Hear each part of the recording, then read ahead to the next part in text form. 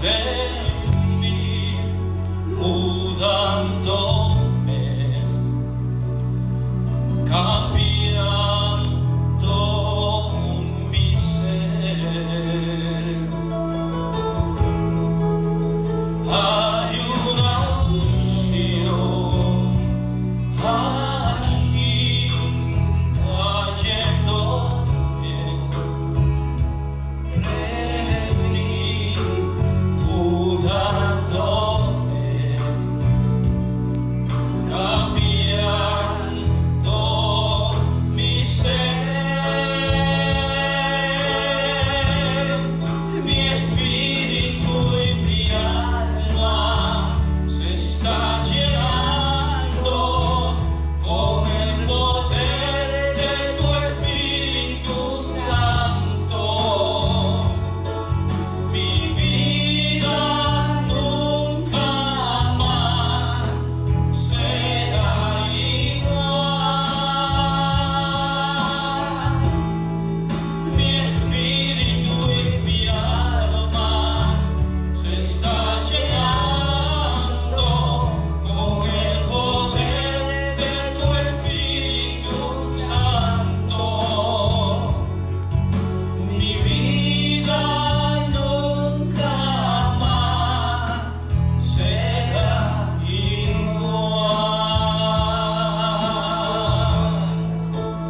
Hay una unción aquí cayendo sobre mí, mudándome, cambiando mi ser. Hay una unción aquí cayendo sobre mí, mudándome, cambiando mi ser. Mi espíritu y mi alma se está llenando con el poder de tu Espíritu Santo. Mi vida nunca más será igual. Mi espíritu y mi alma se está llenando con el poder de tu Espíritu Santo. Mi vida nunca más, mi vida nunca más, mi vida nunca más será igual. Será igual. Será igual. Jesús. La condición de la humanidad ha demandado, ha requerido de las instituciones gubernamentales establecer proyectos, programas. Han tenido que ampliar aún las cárceles y lugares de recluir a las personas que están sufriendo con problemas mentales. Pero hay un método y un medio que Dios ha provisto, y a través de la preciosa persona del Espíritu Santo, Él puede transformar, cambiar y hacer nuevas criaturas. Y ese es el contenido de esa melodía espiritual. Cuando el Espíritu de Dios se manifiesta en el ser humano, lo transforma. Vamos a saludar a aquellos que están escuchando y observando desde los distintos lugares hasta donde se extiende y es posible nuestra programación. Un cordial y caluroso saludo para ese grupo de videntes que están continuamente atentos y recibiendo a través del conocimiento de la palabra del Señor. Saludamos también a los hermanos que se han esforzado y han llegado a la casa del Señor con el propósito de adorar a Dios, de mostrar la gratitud que sentimos por lo mucho y lo bueno que de Él recibimos, para confraternizar, gozarnos en ver al hermano que se esfuerza y se sacrifica y llega a la casa del Señor. Esa es una victoria. Y llegamos también para recibir la enseñanza. Hoy vamos a conocer sobre la venida del Señor Jesús. Él prometió y estamos en la expectación de que ha de cumplir. La porción bíblica para beneficio de aquellos que están interesados se encuentra en Mateos 24, desde el versículo 23 al 44, y segunda de Tesalonicenses, capítulo 2, del versículo 1 al 12. La verdad central a través de todo el estudio es que los cristianos viven con la certeza del regreso de Jesús. El versículo clave, básico, se encuentra en Mateos capítulo 24, versículo 44. Por tanto, también vosotros estad preparados, porque el Hijo del Hombre vendrá a la hora que no pensáis. El cuerpo bíblico se encuentra en segunda de Tesalonicenses, desde el capítulo 2 y versículo 1 al 12. Dice la palabra del Señor: pero con respecto a la venida de nuestro Señor Jesucristo y nuestra reunión con Él, os rogamos, hermanos, que no os dejéis mover fácilmente de vuestro modo de pensar, ni os conturbéis ni por espíritu, ni por palabra, ni por carta, como si fuera nuestra, en el sentido de que el día del Señor está cerca.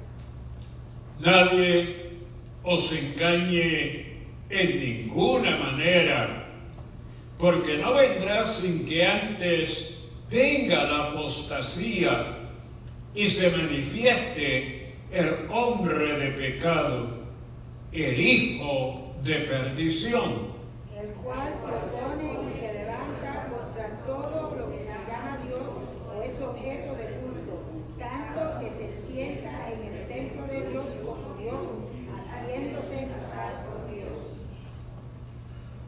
¿no os acordáis que cuando yo estaba todavía con vosotros os decía esto? Y ahora vosotros sabéis lo que lo detiene, a fin de que a su debido tiempo se manifieste. Porque ya está en acción el misterio de la iniquidad, solo que hay quien al presente lo detiene, hasta que él a su vez sea quitado de en medio. Y entonces se manifestará aquel inicuo, a quien el Señor matará con el espíritu de su boca y destruirá con los resplandor de su espíritu.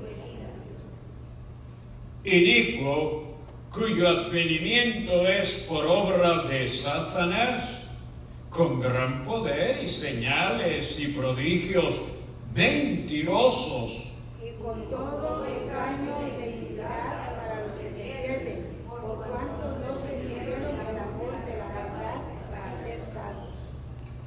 Por esto, Dios les envía un poder engañoso para que crean la mentira, a fin de que sean condenados todos los que no creyeron a la verdad, sino que se complacieron en la injusticia. Padre, te damos gracias por este día que nos has permitido disfrutar. En él, Señor, a través del Espíritu Santo, tú nos has guardado y protegido y nos has permitido congregarnos, Señor, para darte a ti la gloria y darte la honra. En este momento te presento cada uno de los que ha llegado, Señor, para que el Espíritu Santo le ministre y le provea para toda cuanta necesidad ellos tienen. Te presento a aquellos que a través de los medios de comunicación, con mucha atención y disposición para recibir, están atentos, Señor, esperando que el Espíritu Santo les ministre y ellos puedan recibir lo que necesitan en sus vidas. Bendice la himnología, los cánticos, las alabanzas, son dedicadas para tu gloria y para tu honra. Gracias, Padre, en el nombre de Jesús. Amén y amén. Nuestro hermano Manuel con nosotros.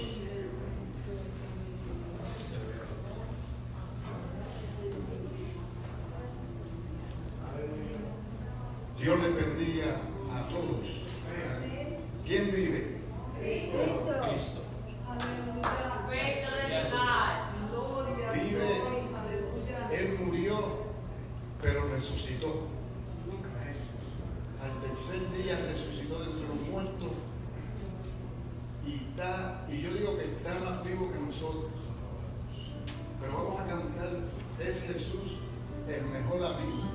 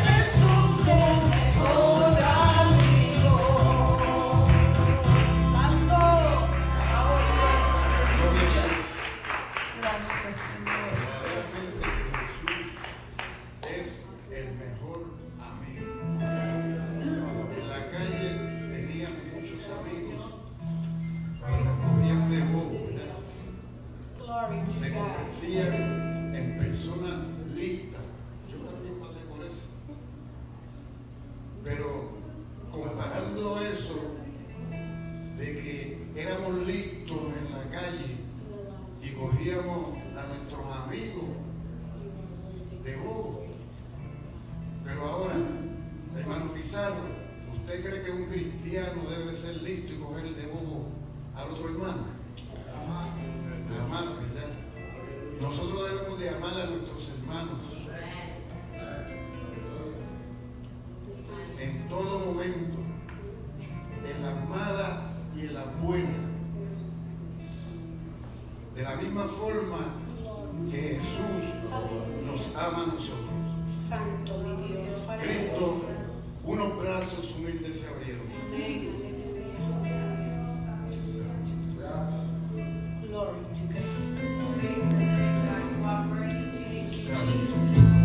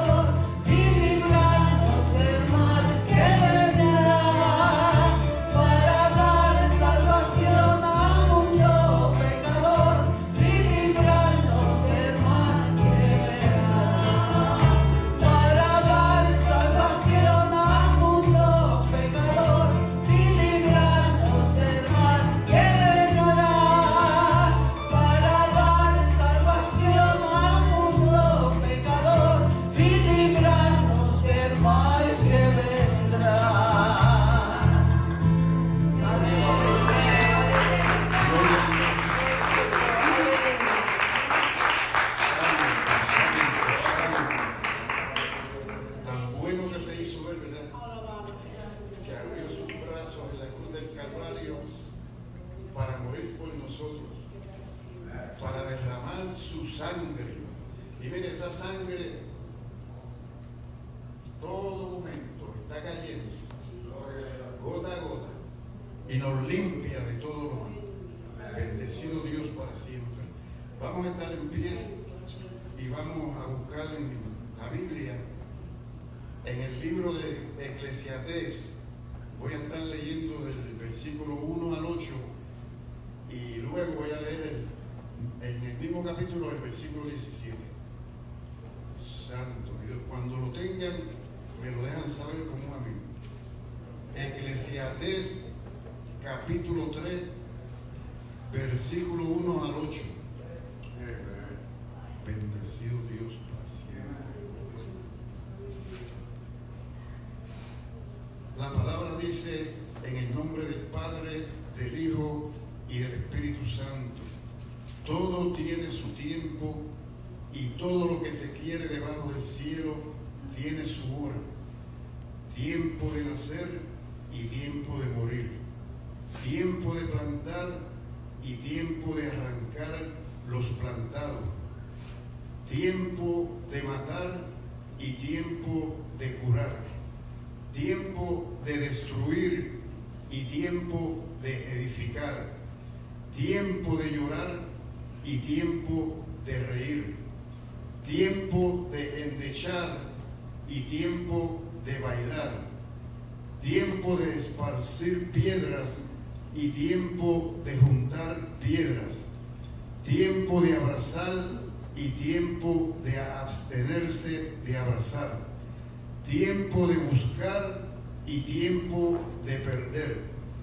Tiempo de guardar y tiempo de desechar. Tiempo de romper y tiempo de coser. Tiempo de callar y tiempo de hablar. Tiempo de amar, tiempo y tiempo de aborrecer. Tiempo de guerra y tiempo de paz. Voy a leer el versículo 17 también.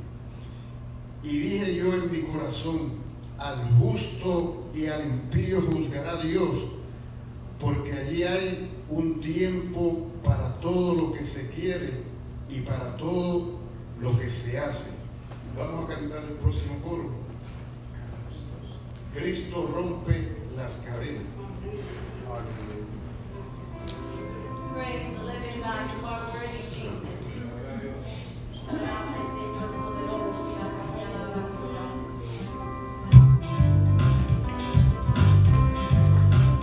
Cristo rompe las cadenas, Cristo rompe las cadenas, Cristo rompe las cadenas y nos da seguridad. ¿Cómo es posible?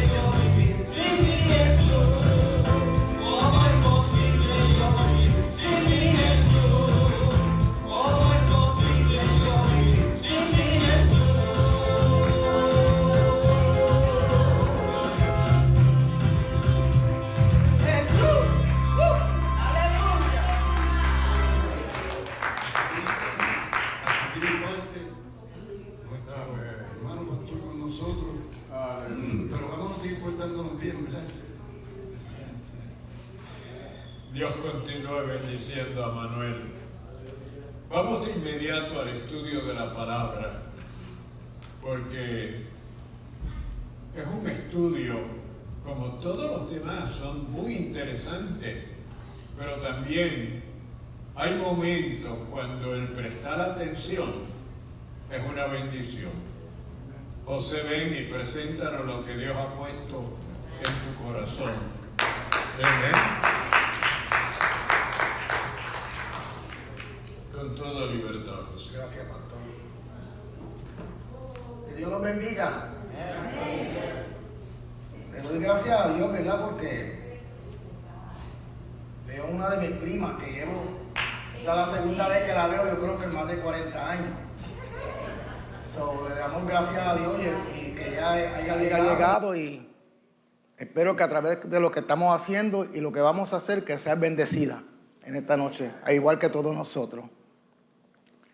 En el tema de hoy, fíjate que el viernes pasado estaban viendo la noticia y hay un pastor, que no voy a dar nombre por no dar popularidad a nadie, en el sur de África, que ha predecido que el martes que viene, entre el martes y el miércoles, viene Jesús, el 23 y el 24. Y la loquera es que ya tiene más de 500,000 personas que lo están apoyando, incluyendo a rabís, pastores y sacerdotes. Mentira. Esa información le pertenece solo a Dios el Padre. ¿Ok? Que si oyen esas cosas, no lo crean. El tema de esta noche es: conozca la verdad sobre la venida de Jesús. Y hemos estado aprendiendo varias cosas a través de nuestros hermanos tesalonicenses. Esta segunda carta que Pablo le escribe viene a través de un informe que había recibido de parte de Timoteo, dejándole saber que los hermanos tesalonicenses estaban atemorizados porque le habían dicho, en cierto sentido, que el rapto había acontecido y que la venida del Señor estaba cerca. Algunos falsos maestros habían ido a Tesalónica y sembraron una semilla de mentira, una semilla de engaño, y por esa causa los tesalonicenses tenían miedo. Ellos habían recibido falsa información sobre el regreso de Jesús y la cosa es que lo creyeron. También tenemos que acordarnos que en ese momento ellos estaban siendo perseguidos.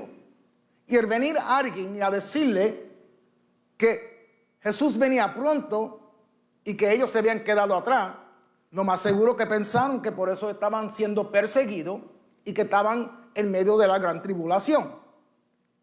Si leemos 2 de Tesalonicenses capítulo 2, Pablo dice así: pero con respeto a la venida de nuestro Señor Jesucristo y nuestra reunión con Él. En pocas palabras, él lo que le está diciendo es, continuando la conversación que habíamos tenido. Por eso dice, con respeto a la venida de nuestro Señor Jesucristo y a nuestra reunión con Él. Os rogamos, hermanos, que no os dejéis mover fácilmente de vuestro modo de pensar, ni os conturbéis, no te turbes, ni por espíritu, ni por palabra, ni por carta, en el sentido de que el día del Señor está cerca. Ese es el corazón de esta segunda carta, el motivo por el cual fue escrita.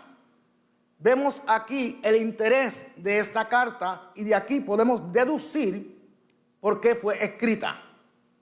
Aparentemente había llegado a Tesalónica una carta que supuestamente era escrita por el apóstol Pablo o los apóstoles. Y en esa carta lo que se decía a los tesalonicenses era que el día del Señor estaba cerca.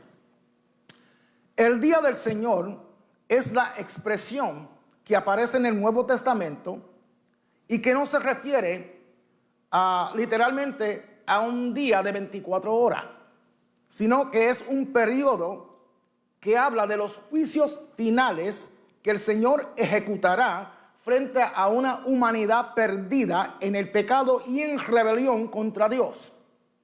En el día del Señor, los juicios de Dios serán derramados. Si lo traducimos en el lenguaje de hoy, en el día del Señor se refiere el fin del mundo.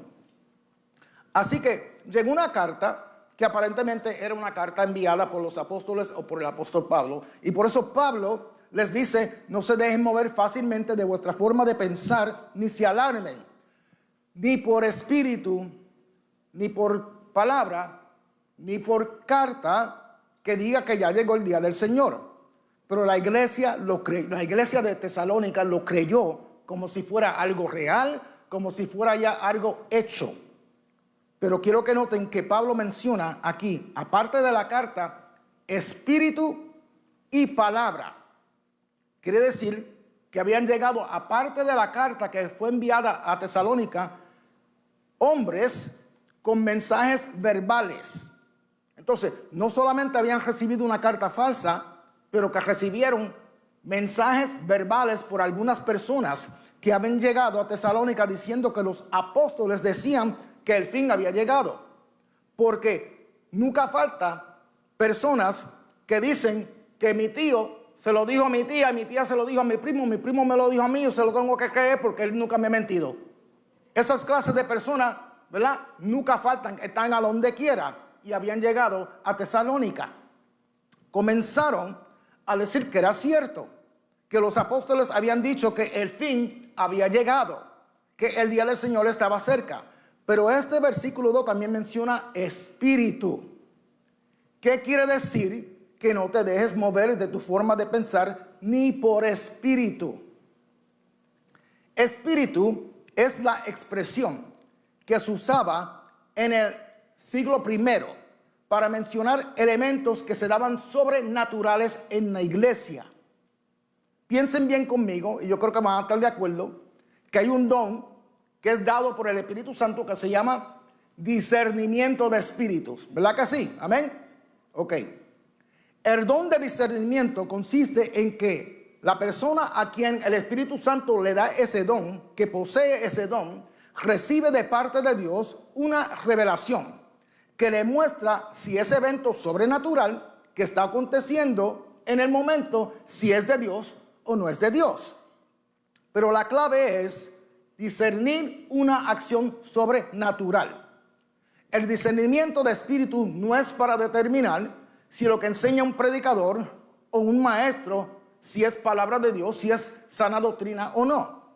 Si usted quiere saber si un predicador o un maestro está enseñando la verdadera palabra de Dios, para eso tiene la Biblia, para eso tiene la palabra de Dios. Simplemente lo que tienes que hacer es comparar lo que el predicador o el maestro está diciendo con lo que está escrito en la palabra de Dios. Amén. Pero las cosas sobrenaturales es donde opera el discernimiento de espíritu. Así que, ¿a qué se refería Pablo cuando dice espíritu?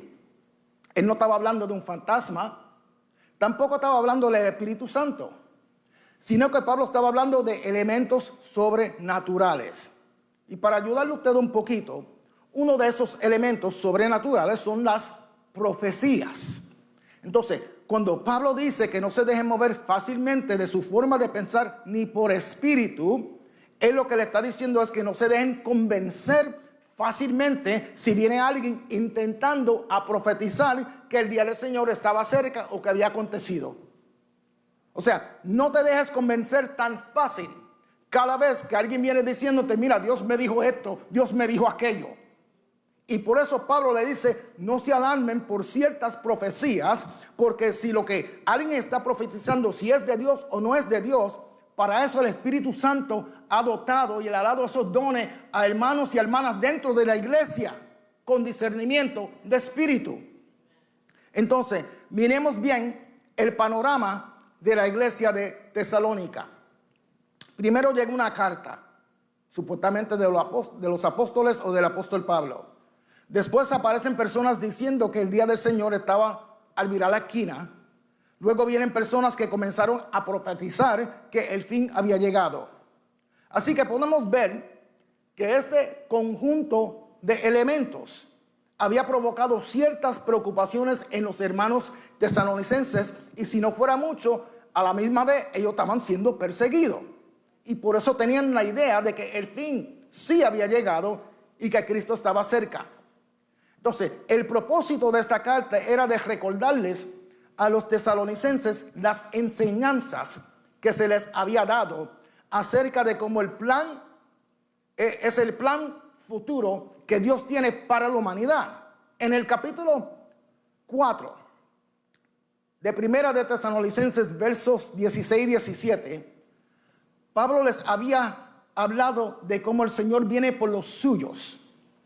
Pablo le había enseñado que los que durmieron, los que murieron en Cristo, resucitarán primero, y que los que están vivos serán transformados. Yo le había dicho no hace mucho a ustedes por qué tenemos que ser transformados, porque vivimos, ¿verdad?, una vida con una alma corrupta y tenemos que ser transformados en lo incorruptible, porque la vida que vivimos ahora está adaptada al alma que está corrupta, pero cuando seamos transformados, nuestra vida va a estar adaptada al espíritu. Amén.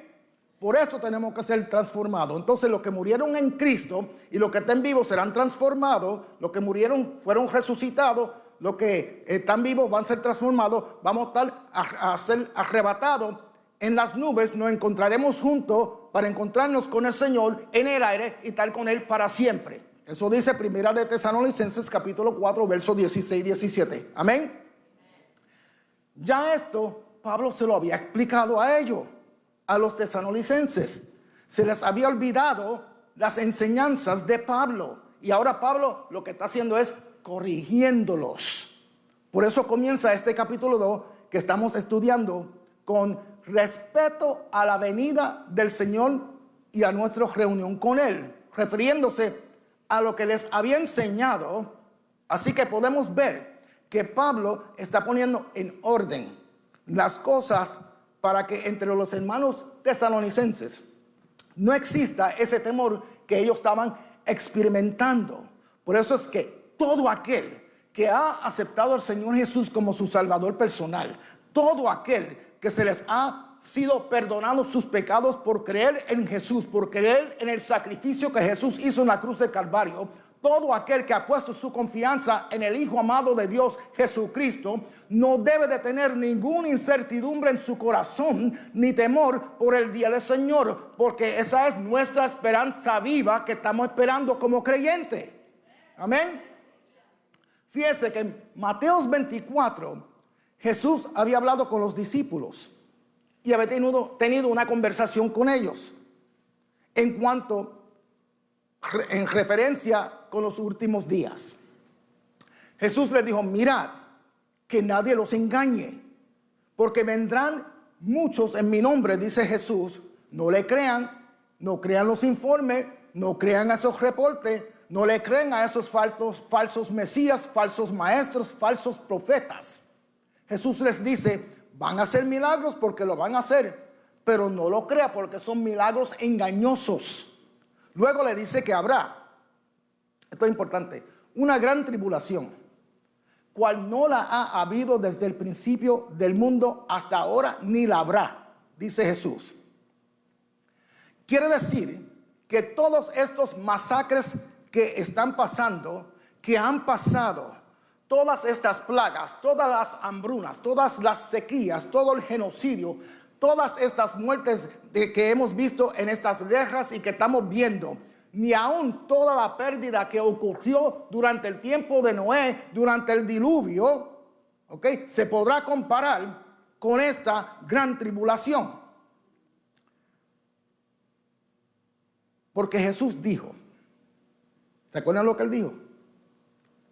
Que esta gran tribulación será como nunca ha acontecido. Desde el principio, dijo Él, desde el principio. ¿De qué principio estamos hablando? ¿De qué principio estaba hablando Jesús? De Génesis 1:1. En el principio Dios creó los cielos y la tierra. El Evangelio de Juan, capítulo 1, verso 1. En el principio, el verbo, ¿verdad? ¿Qué pasó? ¿El verbo qué? El verbo estaba con Dios, ¿verdad? En el principio era el verbo era con Dios y el verbo era Dios. De ese principio es que está hablando Jesús. Lo que va a acontecer durante la gran tribulación va a ser tan malo que no se podrá comparar con nada desde el principio de la creación del mundo. Eso es lo que estaba diciendo Jesús. Cuando Dios decida derramar su ira sobre el mundo, sería en verdad una gran tribulación. No simplemente una tribulación, una gran tribulación. Y yo espero que cada vez que se levante un loco o una loca diciendo que sabe cuando el Señor viene o que va a regresar, que ustedes no le crean, no importa lo que diga, conozca la persona o no, porque son enseñanzas falsas. Esa información, como le dije, le pertenece solamente a Dios el Padre. Por eso Jesús nos dice, si alguien dice yo soy el Cristo, no le crean. Si te dicen Él está allá, no le crean. Si te dicen Él está aquí, no le crean. Porque nadie sabe cuándo Jesús regresará, sino solamente el Padre Celestial. Cuando la palabra dice en el día del Señor, ahí la palabra que se usa en el original, en el griego, es parousia. Parousia se usa en los evangelios y en las epístolas y tiene dos significados la misma palabra. En los evangelios significa viene. Era para avisar la venida de algún emperador, de algún rey, de algún oficial. Pero la palabra parousia en las epístolas tiene otro significado diferente. En las epístolas la palabra parousia significa presencia. Entonces, en vez de pensar en el día del Señor, la mejor forma de decir esto es cuando el Señor haga acto de presencia en su gloria. Jesús dice que nadie debe de ser engañado, porque cuando Él se presente en gloria, cuando Él haga su acto de presencia en gloria, su parousia será como un relámpago que cubre el este hasta el oeste. Su presencia llenará el cielo entero, el universo entero. Será de repente, será alarmante, será universalmente visible, será espantoso, pero espantoso para todo aquel que no está sellado por el Espíritu Santo. Espantoso para todo aquel que no le sirve y no ha aceptado al Señor Jesús como su Salvador personal. Quiere decir que las evidencias que Jesús mostrará en su regreso, nadie la va a poder negar. Aleluya. Eso es lo que quiere decir. Y los que murieron creyendo en Él, en Cristo, como le dije, serán resucitados. Jesús se lo había dicho en el Evangelio de Juan, capítulo 5, verso 24. Él dice, de cierto os digo, que viene la hora y ahora es, cuando los muertos oirán la voz del Hijo de Dios, y los que la oyeron vivirán. Y cuando llegue ese día, los que estén vivos también serán transformados juntos, ¿verdad? Nos vamos a encontrar en las nubes para encontrarnos con Jesús en el aire y estar con Él para siempre. Primera de Tesalonicenses, capítulo 4, versos 16 y 17, no se lo olviden. Y además, antes de que el Señor regrese, primero tiene que acontecer el rapto. Quiere decir que Jesús se presentará en el aire, como les dije, pero es para buscar a su iglesia, que consiste de todos los que murieron creyendo en Él y todos los que estén vivos en aquel entonces y los que le sirven a Él. Luego nos vamos con Él. Cuando nos vamos con Él, comienza la gran tribulación y otros acontecimientos de los cuales vamos a hablar brevemente. Después comienza los 7 años de la gran tribulación y Jesús al fin de los 7 años regresará para establecer su reino aquí en la tierra por 1000 años. Ahora, volviendo otra vez al capítulo 2 de Segunda de Tesalonicenses, Pablo les explica la aparición repentina del Señor, porque ese día marcaría el comienzo inmediato de la gran tribulación. A la congregación de Tesalónica se les había olvidado estas enseñanzas de Pablo, y por causa de estos falsos profetas, de aquellos que nunca falta que le dicen que me dijeron, porque yo lo tengo que creer, porque se lo dijo mi tío a mi primo, ¿verdad? Y por las cartas falsas escritas como si fueran de Pablo, la congregación estaba alarmada y con temor. Entonces, Pablo le escribe para recordarles lo que él les había enseñado y les dice que hay ciertos eventos importantes que ocurrirán antes que el Señor se presente y antes que Dios derrame su ira. Pero como le dije ya, que la venida del Señor no debe de provocar miedo o terror al creyente, sino el tiempo del fin y sus eventos indican para el cristiano la hora de tu esperanza, la hora de tu redención. Y por eso Pablo en sí lo que hace es recordarles esos puntos de doctrina, de la esperanza que el creyente aguarda en su corazón. Amén. Pero si miramos a segunda de Tesalonicenses, vamos quedando en el capítulo 2 de segunda de Tesalonicenses, vamos en el verso 3. Dice que estos tiempos no vendrán antes que venga la apostasía, en la Reina Valera, en la Nueva Versión Internacional, la rebelión. Y también se tiene que manifestar el hombre de pecado o el hijo de perdición. Versículo 4. El cual, esto también es importante, ¿ok? El cual se opone y se levanta contra todo lo que se llama Dios o es objeto de culto. Tanto que se sienta en el templo de Dios, haciéndose pasar por Dios. Entonces, hay un orden que Dios ha establecido para que estas cosas ocurran, y hay dos condiciones que se producen antes de los eventos del fin. Primero, la apostasía, y también que se va a manifestar el hijo de perdición, el hombre de pecado, o como mejor lo conocemos, el anticristo, ¿verdad? En las cartas de Juan dice que aquí ya hay anticristos, pero son anticristitos que se oponen a las cosas de Dios y a todo lo que tenga que ver con Dios. Pero que está hablando aquí es el anticristo. Y no es que primero va a acontecer el rapto de la iglesia, después comienza la gran tribulación. La gente, todo va a pasar simultáneamente, ¿ok? La apostasía, el anticristo se va a revelar, va a pasar simultáneamente y cuando esto acontezca, va a ser el rapto de la iglesia. Comienza la gran tribulación. La gente se van a rebelar contra Dios. El anticristo se va a manifestar. Cada evento va a acompañar uno al otro. Eso es lo que dice la palabra. Entonces Pablo les dice, no se dejen engañar. Viene la rebelión, viene la apostasía. La apostasía, muchos la han mal interpretado. La apostasía no es la herejía. Son diferentes. Un hereje no es necesariamente un apóstata, y un apóstata no es necesariamente un hereje. La apostasía ha existido desde el principio de la humanidad. Lo vimos en el tiempo de Noé, lo vimos durante la Torre de Babel.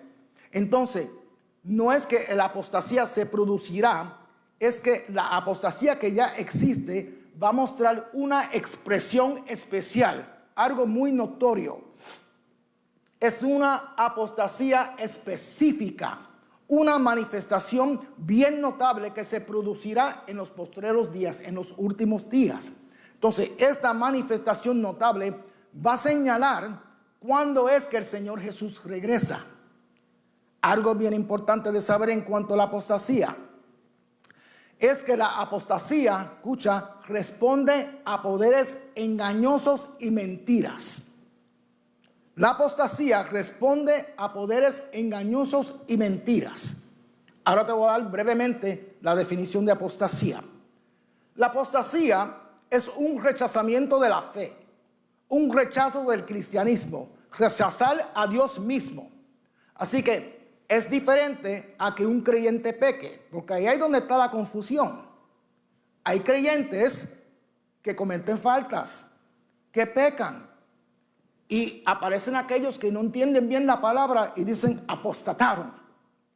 Pero eso no es apostasía. La apostasía es un rechazo del cristianismo consciente de lo que uno está haciendo. Una persona que cae en pecado es un creyente que falló, pero sigue siendo creyente porque sigue creyendo que hay un Dios. Haya fallado mucho, haya fallado poco, sigue siendo creyente. Él podrá decir, o ella, soy débil, fallé, le falté a Dios, pero esa persona sigue creyendo que hay un Dios, sigue creyendo en el evangelio, en la verdad. Sabe que traicionó esa fe, pero reconoce esa fe. Quiere decir que que esta persona no está en contra de Dios, no está en contra del cristianismo, no está en contra de la fe. Entonces, si lo analizas bien, un verdadero apóstata podría no llevar una vida de pecado según ellos. Llevan una vida donde usted no le puede señalar ningún pecado porque no creen en Dios, no creen en la palabra de Dios, no creen en lo que Dios dice que debemos de hacer y no debemos de hacer. Entonces, al uno señalarle un pecado, va a decir, es pecado para ti, pero para mí no, porque yo no creo.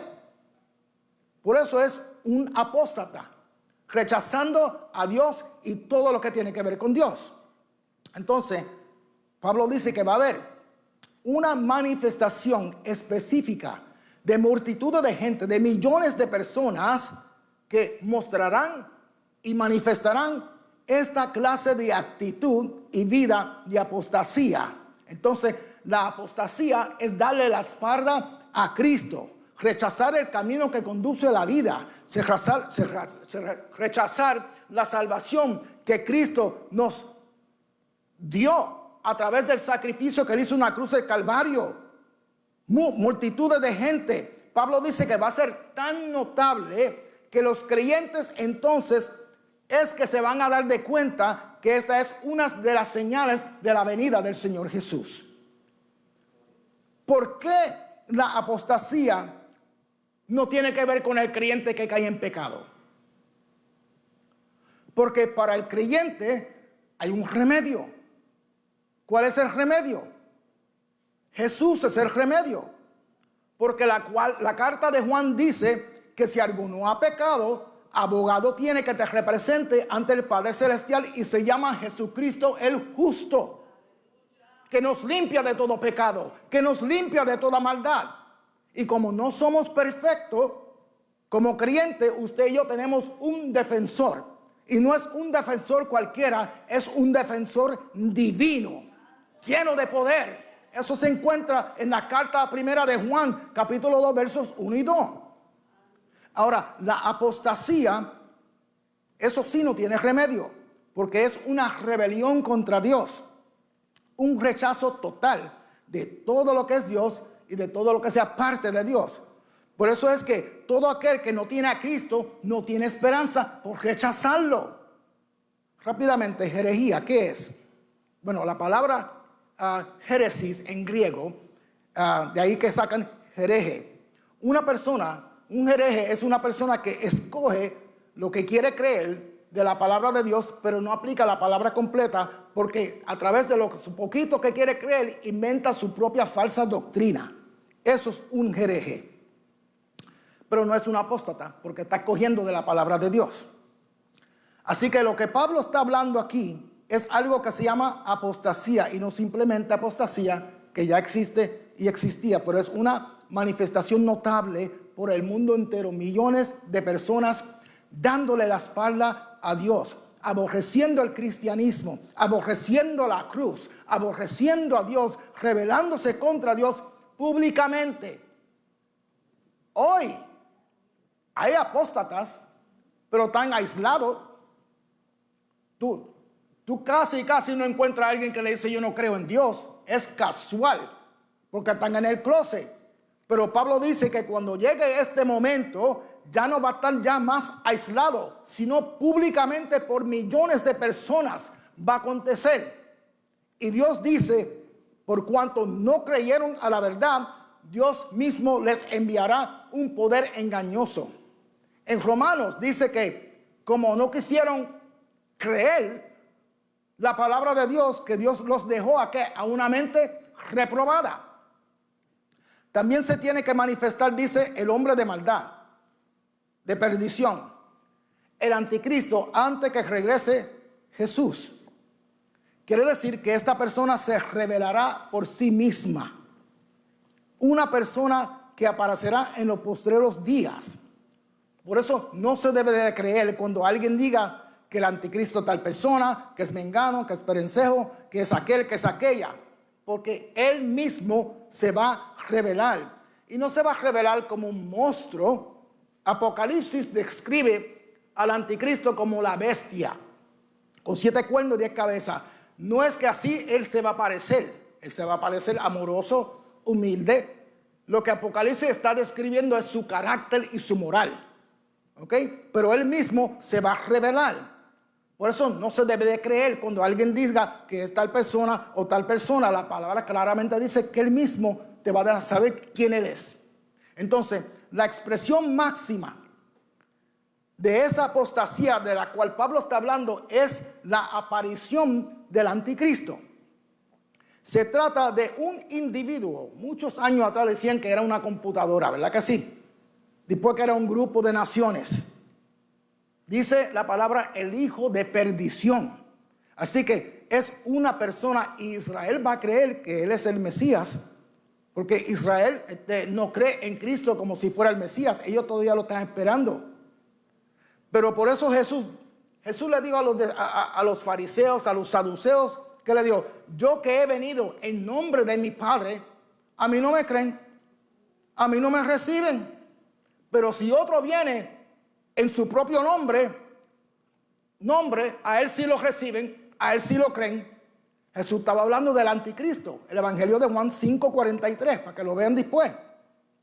Así que el anticristo es un individuo, un hombre que será un representante en quien Satanás pondrá sus poderes y su rebelión contra Dios estará expresada en el hijo de perdición para que se oponga y se levante en contra todo lo que se llama Dios o es objeto de adoración. Quiere decir que se levantará contra toda expresión religiosa, que se opone porque es la máxima expresión del rechazo de Dios. Entonces, cuando escuchen afirmaciones absurdas, que el Papa es el anticristo, que ya vino, no le haga caso. Si el Papa promueve culto religioso, el Papa no se opone.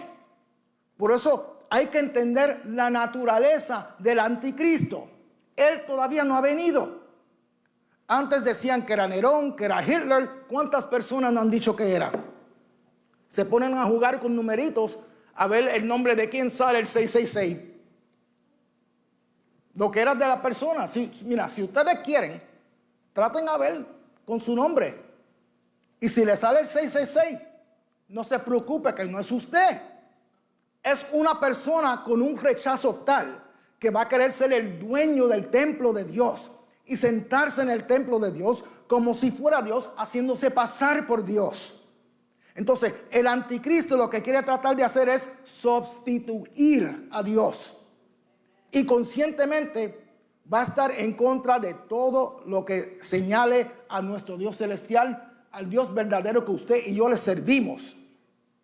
Eso es lo que el profeta Daniel llamó la abominación de desolación, porque el anticristo también va a sacrificar animales inmundos en el templo de Dios. Y Jesús nos dice otra vez en Mateo 24, oigan lo que le estoy diciendo para que nadie te engañe. El que tenga oído, que escuche, que oiga. Mateo 24:15, Jesús dice, por tanto, cuando veáis en el lugar santo la abominación desoladora de que habló el profeta Daniel, el que lee entienda.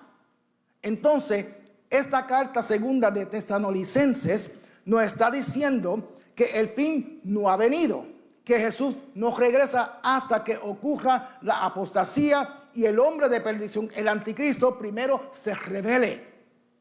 Pablo le dice en el versículo 5, ¿no se recuerdan que cuando estuve con ustedes le dije todo esto? ¿Por qué Pablo le pregunta si se acuerdan o no? Porque los cristianos tienen una enfermedad que muchos ni lo saben. Se llama amnesia. ¿Sí?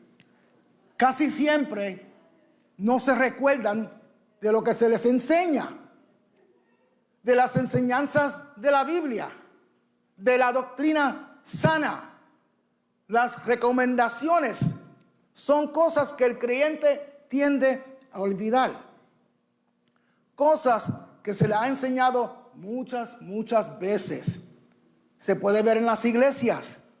Pregúntale a alguien que estuvo aquí la semana pasada ¿Qué se dijo en la enseñanza de la semana pasada y qué aprendió? Posiblemente se acuerde de una porción bíblica, algún 2% de la enseñanza, aunque no le estamos enseñando nada nuevo. Mire cuán importante es ser instruido por la palabra de Dios y de recordar lo que los pastores y los maestros les enseñan. Porque de lo que le enseñamos a ustedes depende la salud de tu alma, la madurez espiritual, el crecimiento tuyo espiritual que usted puede tener.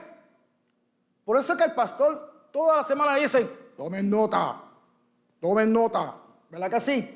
Porque usted no sabe qué puede pasar mañana. Digamos que algo pasa y tenga que trasladarse para otro estado o para otro país y que te encuentre en una situación que tenga que enseñar la palabra de Dios o a lo menos darle una palabra de aliento a alguien pero usando la palabra de Dios.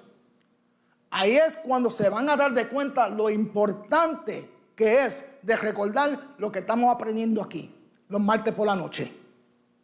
Entonces, ser olvidadizos de la palabra de Dios, de las enseñanzas de la palabra de Dios, de las enseñanzas bíblicas, de las doctrinas básicas, ponen al creyente en un peligro tremendo. Porque quiere decir que cualquier persona te dice cualquier cosa y se lo van a creer.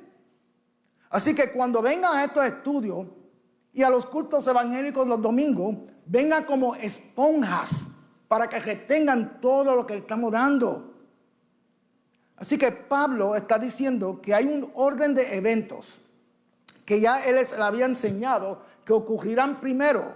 Como hemos estado hablando, el anticristo va a aparecer primero antes de la segunda venida de Cristo. Y nos dice que la razón por la cual no ha aparecido todavía es porque hay alguien que lo detiene. Y no dice alguien, pero si tú lees el versículo 7, lo menciona a ese alguien como él. Él es quien está deteniendo al anticristo. Dice que el misterio de la iniquidad ya está en acción. Si no se acuerdan de nada en esta noche, acuérdense de esto, del misterio de la iniquidad. Misterios son aquellas cosas que estuvieron ocultas en el pasado, pero que hoy son reveladas. El misterio de la iniquidad es una obra satánica que consiste en la imitación de las cosas de Dios.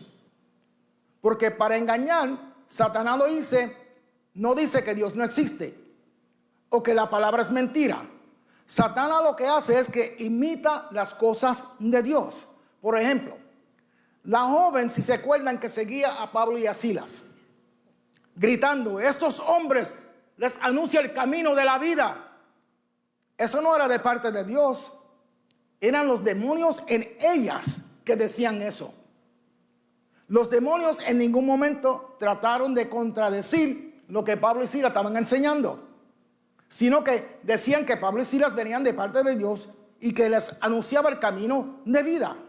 Ahora, ¿eso era verdad o mentira? Era verdad. Pero Dios no mandó a los demonios a decir eso. Fue Satanás.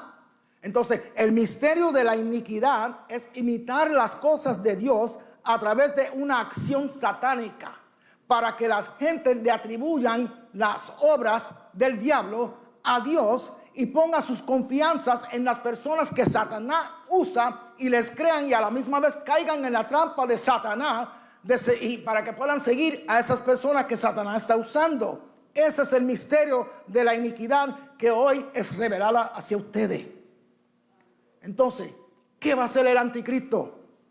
El anticristo va a ser empoderado por Satanás para que imite las cosas de Dios y va a hacer muchos señales, va a hacer muchos milagros, va a hacer muchos prodigios con gran poder. Pero todas estas cosas serán falsas, porque el anticristo lo que está buscando es ¿qué? Que lo adoren. Eso es lo que él quiere, la adoración que le pertenece solo a Dios.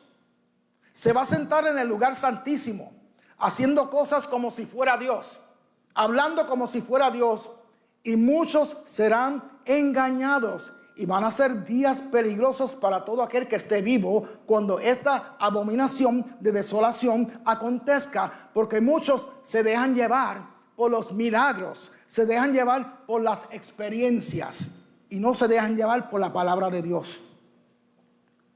Entonces, no van a juzgar las cosas que están viendo, los milagros, las experiencias a través de la Escritura, porque lo que quieren es que hagan el milagro en mí real.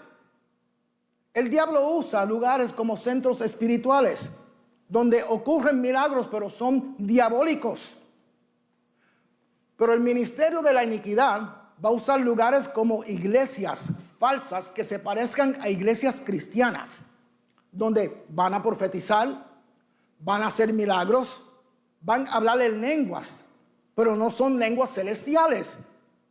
Como son lenguas, la gente van a correr para allá. Y el problema es que la gente no sabe que el que está manejando las cosas ahí dentro de esa iglesia falsa es el mismo Satanás. ¿Por qué es que la gente va a ser engañada? Porque se dejan guiar por las experiencias que ven y no por la palabra de Dios, y por eso caen en la trampa de Satanás. Las experiencias sobrenaturales no son evidencias de fidelidad a Dios. Porque tú veas una experiencia o tengas una experiencia o veas algo sobrenatural no quiere decir que es Dios usando a esa persona. Puede ser Satanás. Entonces, ¿cómo uno puede saber quién es un hombre de Dios y quién no? ¿Qué es una verdadera enseñanza de Dios o no? ¿Cuál es una verdadera iglesia de Dios o no? ¿Quién es un verdadero siervo de Dios o no? ¿Cómo se sabe?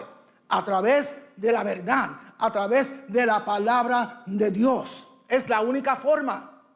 Así que el misterio de la iniquidad te va a dar verdades de la palabra de Dios, pero como lo que está haciendo es imitando las cosas de Dios, en medio de esa palabra que te va a dar, introduce engaños, introduce mentiras, y al introducirte esos engaños y mentiras, envenena a esos que no estudian la palabra, entonces por la cual no saben que es verdad y que es mentira. Así que el ministerio de la iniquidad, dice Pablo, que ya está en acción y va creciendo y va creciendo y va creciendo más cada día. Pero el anticristo será la máxima expresión del misterio de la iniquidad, de imitar las cosas de Dios. Entonces, ¿cuál era la pregunta anterior que hicimos?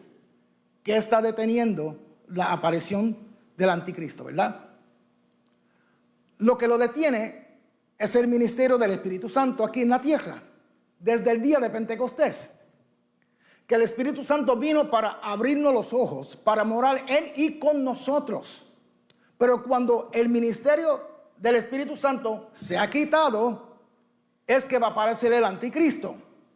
Y aquí viene la confusión de muchos hermanos y hermanas, porque preguntan si el Espíritu Santo va a ser quitado y el anticristo o el inicuo se va a manifestar, ¿cómo van a ser salvas las personas durante la gran tribulación? Y otra pregunta que hacen: ¿y si el Espíritu Santo es Dios y Dios es omnipresente, está en todo lugar, en todo momento, en todo tiempo, entonces cómo puede ser quitado? Para esto tengo que llevarte un poquito para atrás. Si se recuerda que mientras Jesús estuvo aquí ejerciendo su ministerio terrenal, Él les dijo a los discípulos que el Espíritu Santo vendría, ¿verdad que sí? Y dijo, les conviene que yo me vaya, porque si yo no me voy, el Consolador, hablando del Espíritu Santo, no vendrá. No los voy a dejar huérfanos, yo les enviaré al Consolador. Entonces, si el Espíritu Santo tenía que venir, eso quiere decir que Él no estaba. Porque después de la resurrección de Cristo, la promesa se cumplió y el Espíritu Santo se derramó, ¿verdad que sí? Pero eso quiere decir que antes de eso, el Espíritu Santo no estaba. Porque si no estaba, entonces ¿cómo creyeron toda esa gente antes del sacrificio, antes de la cruz del Calvario? ¿Cómo creyeron toda esa gente en el Antiguo Testamento? Miren, el Espíritu Santo es el que nos mueve a la fe y a la conversión. Así fue que creyó Abraham, Moisés, Jacob, José, David, Daniel, Ezequiel, Elías, Eliseo, todas esas personas en el Antiguo Testamento antes de nacer Cristo. Entonces, ¿qué quiso decir Jesús cuando dijo que el Espíritu Santo vendrá? Si es el mismo Dios. Y como es el mismo Dios, el Espíritu Santo no puede ir, no puede venir, porque Él está en todo lugar, presente a todo tiempo. Él es omnipresente. ¿Cómo usted respondería esa pregunta si alguien se la hace? La respuesta es fácil. No digo que todos me lo digan o que me lo digan porque todos hablan a la misma vez. Yo no lo voy a entender, ¿verdad? Es importante que ustedes sepan que ustedes ya tienen la respuesta. Lo único que tienen que hacer es pensar un poquito y reflexionar un poquito. Jesús no estaba hablando que el Espíritu Santo iba a venir como si el Espíritu Santo nunca había estado. Desde Génesis capítulo 1, verso 2, dice que el Espíritu Santo estaba aquí, moviéndose sobre la faz de las aguas, ¿verdad que sí?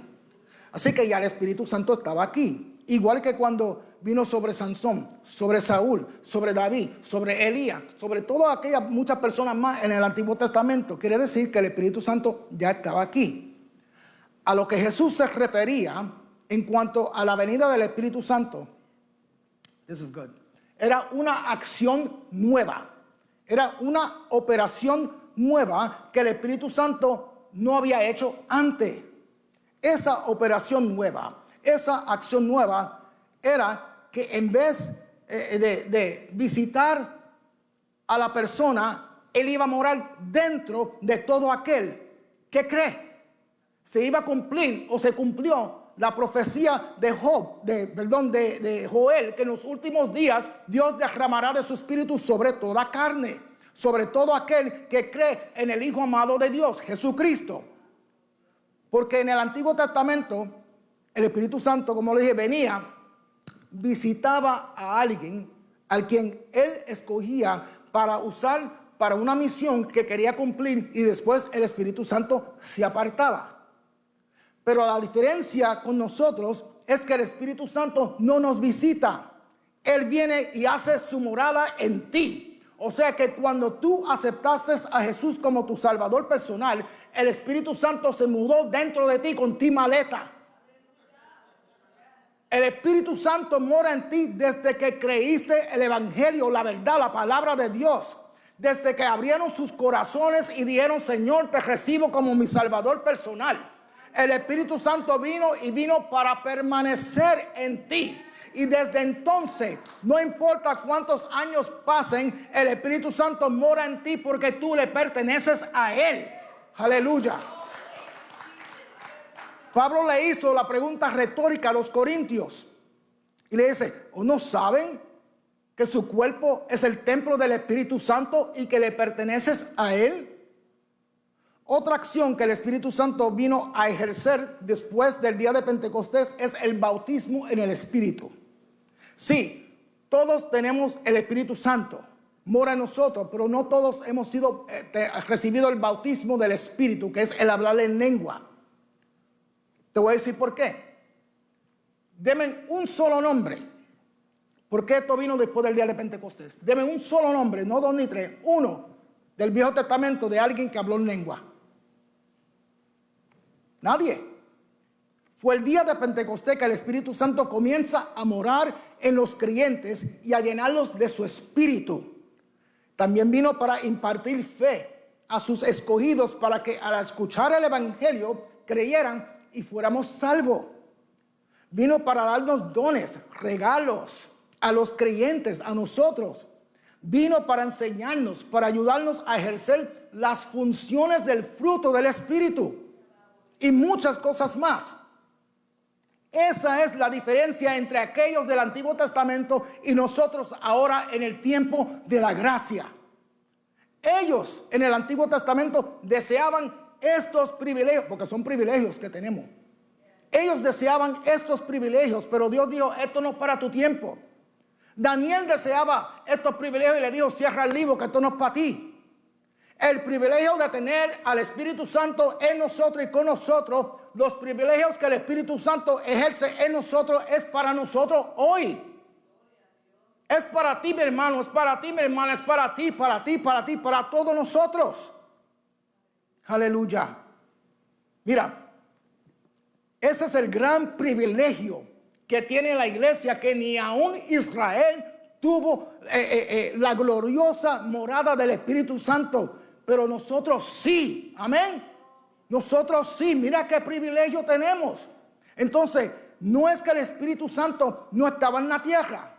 Es que el Espíritu Santo ahora, después del día de Pentecostés, iba a operar en nosotros en formas diferentes de cómo operaba en el Antiguo Testamento con aquellos que solamente visitaba. Miren qué privilegio tenemos. Y como el pastor dice, no sé por qué los hermanos no se interesan. Ustedes no, ustedes están aquí. Pero los hermanos no se interesan en los estudios bíblicos para que aprendan, para que crezcan espiritualmente. No se ve esa reverencia, ese temor, dice el pastor, ¿verdad que sí? Ponte a pensar, ¿cómo sería tu vida si usted no tuviera al Espíritu Santo morando en ti? De que puedes ser salvo, sí, pero tu vida sería un caos sin el Espíritu Santo morando en ti. Entonces, cuando dice que el Espíritu Santo va a ser quitado para entonces el inicuo, el anticristo, ser manifestado, lo que está diciendo es que ya no más el Espíritu Santo va a morar en aquellos que creerán durante la gran tribulación. Ya esas funciones específicas de las cuales hoy usted y yo tenemos el privilegio de experimentar y de ejercer, cuando el Espíritu Santo sea quitado, esos que se quedaron atrás no van a poder experimentarlo, aunque muchos serán salvos. El Espíritu Santo va a ir, los va a visitar, porque siempre está aquí, en la tierra, porque Él es Dios, Él es omnipresente. Pero los va a visitar rápidamente, y aquellos que son escogidos, Él los va a visitar para que crean y para convencerlos de sus pecados, para que se arrepientan, pero de así de rápidamente se va a apartar de ellos. Como hacía en el Antiguo Testamento. Porque ellos no van a tener el privilegio que usted y yo tenemos hoy.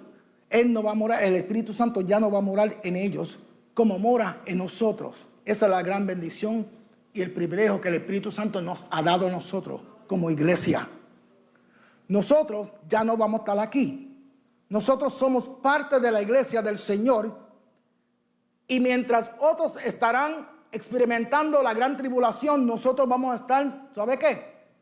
Celebrando las bodas del Cordero, mientras que otros van a estar experimentando la gran tribulación aquí en la tierra por no creer y hacernos casos a nosotros. ¿Cuándo pasará? No se sabe. No se sabe, pero sí sabemos que esa obra del Espíritu Santo un día terminará. Puede ser hoy, puede ser mañana, puede ser la semana que viene, no se sabe, pero no se olviden que mañana no está prometido. Es hoy que el Espíritu Santo te da esos privilegios. Pero acuérdense que aún esos privilegios un día van a ser quitados. Pablo lo dijo en 1 Corintios capítulo 13, versos 8 al 10. Él dice, el amor nunca deja de ser, pero las profecías se acabarán y cesarán las lenguas y la ciencia acabará. Es porque en partes conocemos, en parte profetizamos, mas cuando venga lo perfecto, cuando Cristo haga su parucia, su acto de presencia en gloria, cuando venga lo perfecto, entonces lo que es en parte se acabará, porque lo vamos a conocer como Él es. Cuando esto ocurra, el malvado se manifestará, a quien el Señor matará con el espíritu de su boca y lo destruirá con el resplandor de su venida, con su gloria. Nos está diciendo que el anticristo vendrá por obra de Satanás. Es un trabajo que Satanás lleva haciendo por milenios, imitando las cosas de Dios, ¿verdad? El misterio de la iniquidad. Y cada vez Satanás va haciéndolo mejor y mejor y mejor hasta que llegue el momento que hace su obra maestra. Su más grande obra es la aparición del anticristo, engañando a todos los que pueda engañar, pero por millones. Y va a ser muchos, pero muchos milagros. Por eso es importante conocer cuál es el misterio de iniquidad. Les dije que si se olvidan de todo, no se olviden de eso. Es la imitación de las cosas de Dios. No es que allí en tal sitio están hablando en lengua. ¿Qué saben las personas si lo que están haciendo es invocando demonios? Cuidado con la imitación. Cuidado con el engaño y con las mentiras. Por eso no podemos olvidarnos que la prueba de la verdad no es la experiencia. La prueba de la verdad es la Biblia, la palabra de Dios. Por eso es que tenemos estudios bíblicos para que conozcan la palabra de Dios y no sean engañados y vayan creciendo cada vez espiritualmente más y más. Miren lo que a mí me importa, mis hermanos, es que conozcan la verdad, la palabra de Dios, porque para eso me llamó el Señor, para compartir su palabra y ayudar a cada miembro a creer hasta que todos lleguemos a la unidad de la fe y del conocimiento del Hijo de Dios, a un varón perfecto, a la medida de la estatura de la plenitud de Cristo. Efesios 4:13. Y ya voy a terminar en 5 minutos pentecostales. Lastimosamente, muchos cristianos no leen la Biblia. Pero dile que en tal lugar hay tal evangelista. O que en tal lugar hay tal cantante, aunque sea cristiano. O que en tal lugar están haciendo milagros. Corren por montones. Pero dile que en tal lugar están predicando la palabra de Dios. Dile que en tal lugar están enseñando la palabra de Dios. Para que vea que no muchos se mueven. Ay, ¿están haciendo milagros? No. ¿Hay un cantante especial? No. ¿Un evangelista? No. Está bien, yo lo veo de casa. No te preocupes. Te estoy dañando, ¿verdad? Que también que yo iba. Pero por eso Dios permite que el poder del engaño, ¿verdad? Que el poder del engaño llegue a esas gentes y crean la mentira. Eso lo dice en el versículo 11. Dice que Dios permite que Satanás suelte en la tierra un poder de engaño. Quiere decir que la mentira y el engaño tiene un poder diabólico de parte del padre de toda la mentira, de Satanás. Van a haber gente inteligente, gente estudiosa, gente con maestrías, gente con doctorado que van a creer locuras por el poder del engaño y la mentira. Porque no tiene que ver con que si la persona es inteligente o no. Se trata de una experiencia espiritual para que sean condenados por no querer creer la verdad. Por no tenerle amor a la verdad. Eso lo dice en el versículo 10. Por cuanto no recibieron el amor de la verdad para ser salvos. El poder de la mentira los va a engañar. Los lleva a creer la mentira y por creerlas los lleva a la condenación. Entonces, ¿qué es lo que nos puede librar de los engaños? ¿Qué es lo que nos puede librar de la mentira? ¿Qué es lo que nos puede librar de la falsedad? ¿Qué es lo que nos puede librar de la condenación? La palabra de Dios, la verdad. Y así conocerá la verdad sobre la venida del Señor. Porque la venida del Señor es el cumplimiento de nuestra esperanza bienaventurada. Tenemos que darle gracias al Señor que Dios nos haya escogido desde el principio, ¿verdad? Para salvación, mediante la santificación por el Espíritu Santo y la fe en la verdad. Pero eso le toca a la hermana la semana que viene. Quiero presentarle algo bien rápido. Genesis, can you put this, the slide on? The presentation.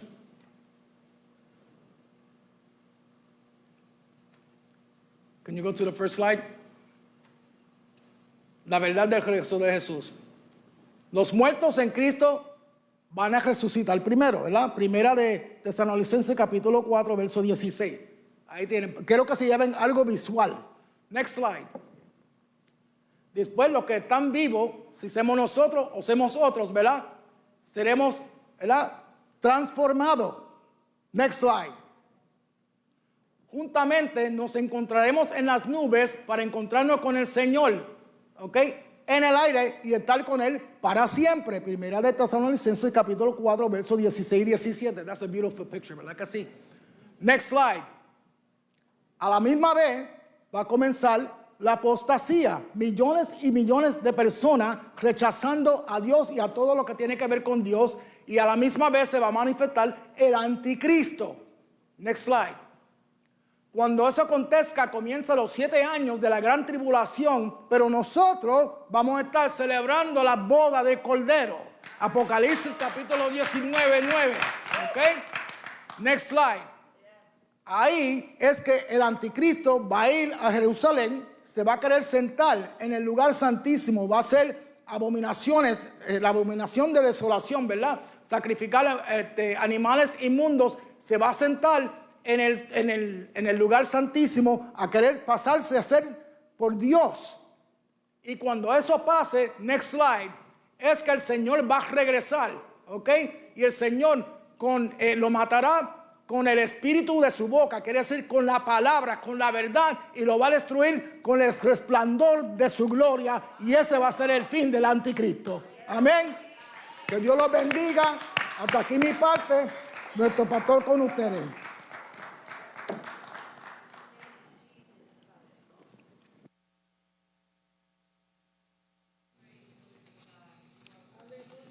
Como les había indicado, es una lástima, en cierto sentido, que todo creyente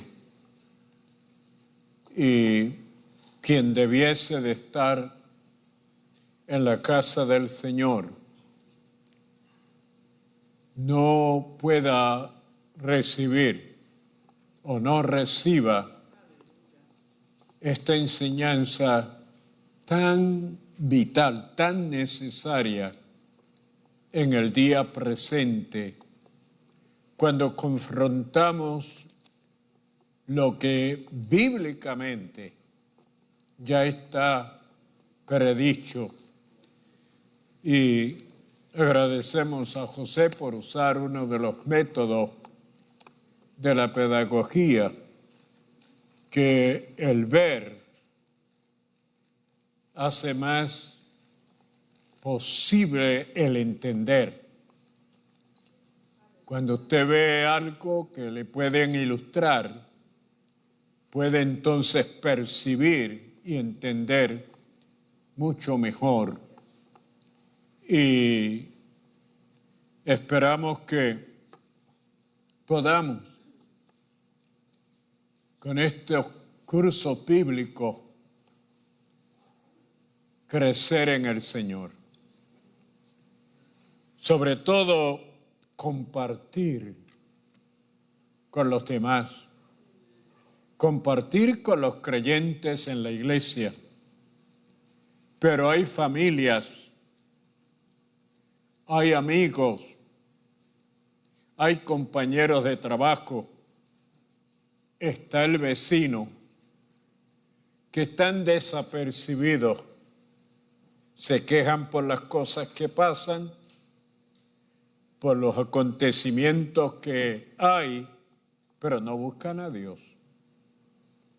Y quienes somos los voceros, los que podemos hablar, no quiero argumentar mucho, pero cuando dice que está lo que impide,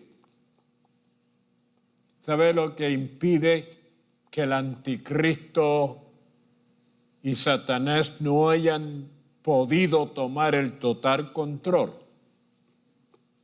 Es la iglesia. La iglesia, diríamos que el Espíritu Santo a través de la iglesia es la que hace que Satanás no pueda manifestarse, pero sí está el espíritu del anticristo. O sea, es esa actitud de negar a Dios, contradecir la verdad. La apostasía, a veces a mí no me gusta ni siquiera mencionarla, porque la apostasía es de aquellos que habiendo estado y habiendo conocido y habiendo recibido, luego se apartan y se vuelven enemigos de la verdad. Pero vamos a dejarlo ahí porque el estudio ha sido muy claro, muy convincente, muy bueno. José, gracias por tu esfuerzo y por esa disposición de dar lo más y lo mejor para que la iglesia crezca en el conocimiento de la palabra de Dios. Queremos dar la bienvenida a un grupo de ahora hermanos que de distintas partes del mundo, voy a usar ese término, han escuchado y visto nuestra programación y quieren aceptar a Jesucristo como su Salvador personal. Yanira González de Colombia, Nancy Bermúdez de Venezuela, Randy Taylor de Australia,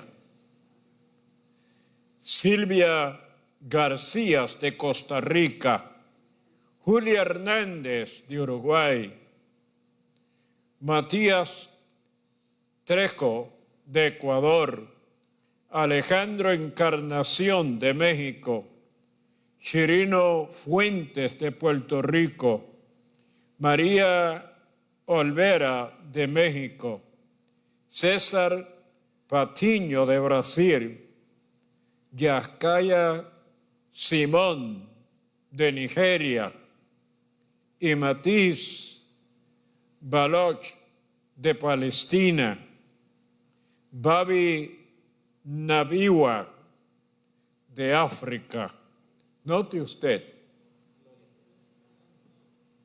cómo Dios ha estado usando esta congregación y estamos llegando a lugares que personal o físicamente, corporalmente estoy diciendo, jamás hubiésemos podido llegar. Gracias damos a Génesis, gracias damos a Jonathan, que se han propuesto ayudarnos con el sistema de comunicaciones para que salgamos de las paredes del templo. Háganme un relevo.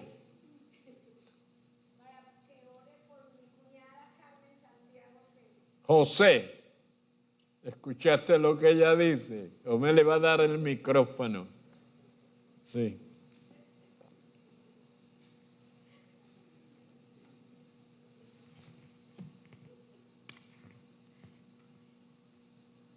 Por favor, si puede orar por mi cuñada Carmen Santiago, que se encuentra mal.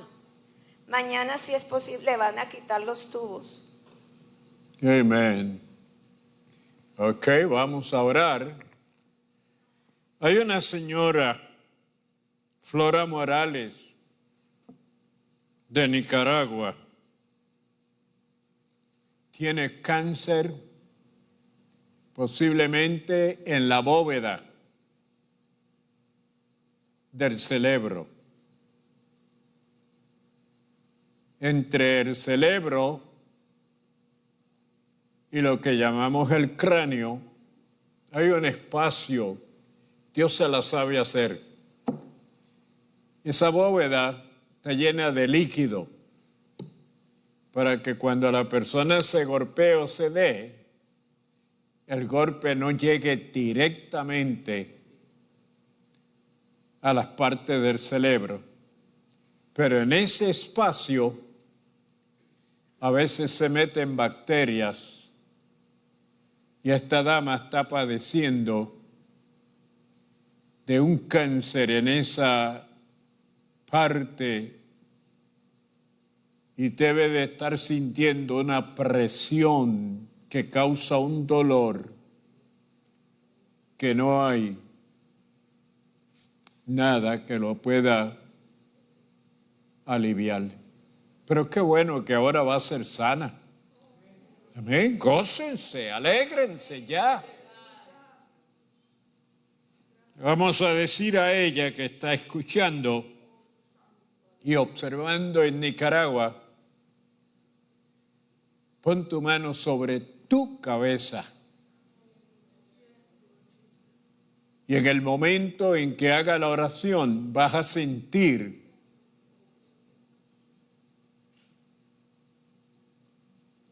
que Dios ha hecho el milagro. va a desaparecer el tumor canceroso que está en ese espacio. Vamos a estar en pie. Padre, te damos gracias en esta hora por este grupo de vidas que al escuchar han creído y el Espíritu Santo ha, Señor, permitido el crearles una nueva criatura, perdonándole todos sus pecados y, oh Dios, añadiéndolos a tu iglesia, al cuerpo de Cristo, a tu familia.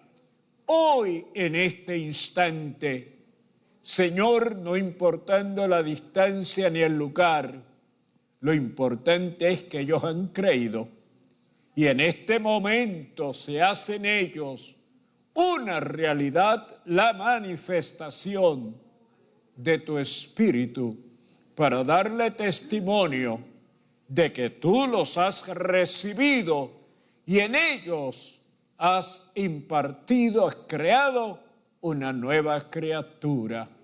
Fortalécelos, guárdalos, dirígelos. Permítele, Señor, asistir a un templo donde puedan ser enseñados en el conocimiento de tu palabra, la palabra verdadera, la palabra, Señor, que edifica y fortalece, la palabra que revela tu naturaleza, Señor. Oh, Padre, gracias por ello. Pero ahora, Señor, vamos a este lugar donde se encuentra esta dama con esa condición cancerosa. Ahora, toco su cabeza y reprendo la bacteria cancerosa que se ha estado manifestando y causando deterioro y causando ese dolor.